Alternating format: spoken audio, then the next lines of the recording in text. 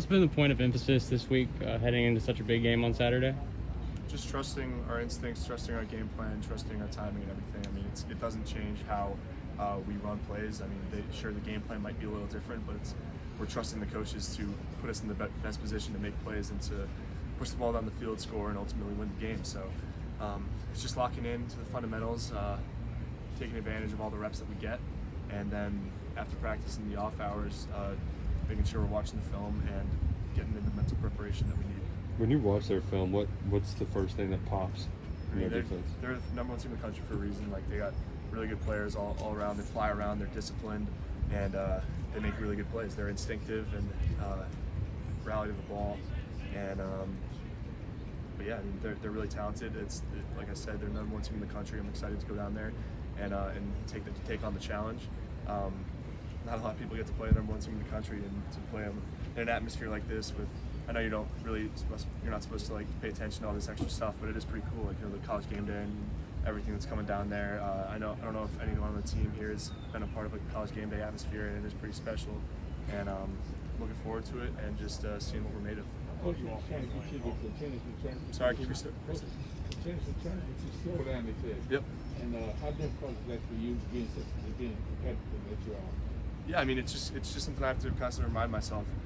Sometimes I just get a little too fast, and I don't think it has anything to do with my competitive nature. It's just something that I just mentally need to kind of hone in on and continue in practice throughout the week, and then carry it into the games. And as long as I trust the timing and the footwork that I have in practice, and making sure that what I do in practice is what the coaches are looking for, I just got to make sure I do the same thing in the game.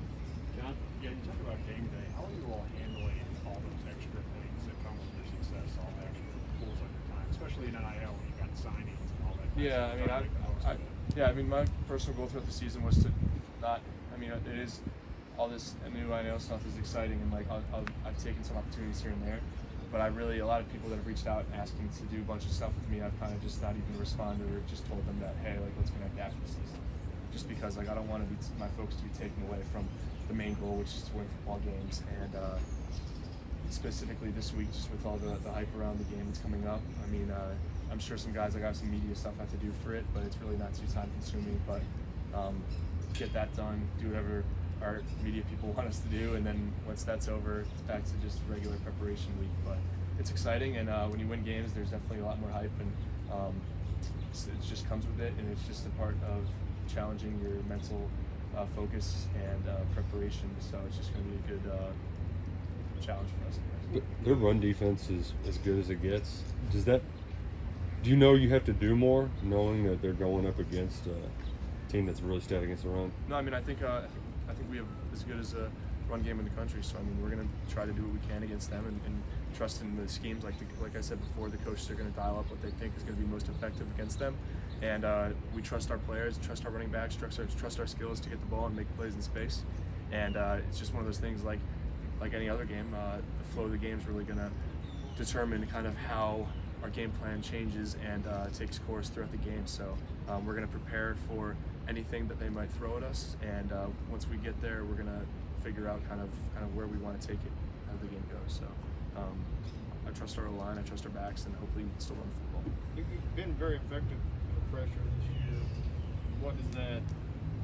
How much of that is on the O-line, but also just kind of you mentally kind of being in tune with what's going on? Yeah, I I've definitely gotten better. It's something I still need to get better at. And you mean like pressure, like a blowout blitz? Like, yeah. It's just, it comes with repetitions, and it comes with experience. I think a lot of pocket movement stuff is all just based on kind of, muscle memory, and just seeing different things that you've seen before, and trusting your body to move slightly and not too much in ways that while you're still able to look down the field and make throws. And something that I struggled with when I first got to college, got better throughout my years at Penn State, and now just being an established starter, now actually getting these game reps against top tier defenses like we have in the SEC, it's just going to come with time. And I definitely think I've gotten better, but I definitely have a lot more to improve as well. Do you anticipate that you'll be running the ball a little bit like you did last week? I mean, I know we're going to have similar things we had last week, where I have the ability to run the ball. It's really just kind of how the game plays out, how Coach Cohen calls it. But if they call my legs, then I'll use them if I need to. So you benefited from the transfer portal, but to have that progression you talked about, starting out at Penn State and just kind of just incrementally getting better, how hard is that to? I guess how hard is it to just stay focused in that? Because guys, I think a lot of guys come to college and want to play right away, and kind of if it doesn't start going their way, they kind of lose focus maybe. Or... Yeah, for sure. I mean, I've said it before, but I mean, the best piece of advice I ever got was from my quarterback when I was a true freshman, Trace McSorley, and he told us that he needed all of us, every quarterback in the room, to approach every single day as if we were the starter, as if we were him. Not only to push him and make him do better, but it's just going to put us in the best positions possible to develop and eventually be the guy that we want to be in the future, which is to be a starting quarterback. So I really took that to heart and tried to embody that as much as I could throughout my whole career.